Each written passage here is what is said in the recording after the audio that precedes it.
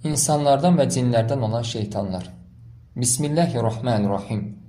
Uca Allah Əl-Ənam surəsinin 112-ci ayəsində belə buyurur. Əuzu billahi minəşşeytanirracim.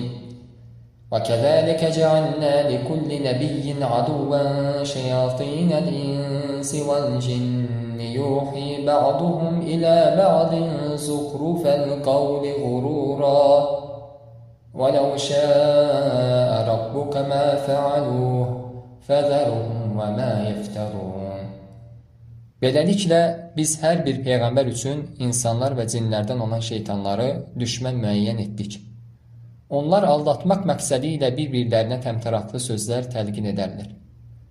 Həmin bu ayənin təfsirində Malik ibn Dinar, Allah ona rəhmət etsin, belə demişdir. Həqiqətən insanlardan olan şeytanlar mənim üçün cin tayfasından olan şeytanlardan daha çətindir. Çünki Allaha sığındığım zaman cinlərdən olan şeytan məndən uzaqlaşır.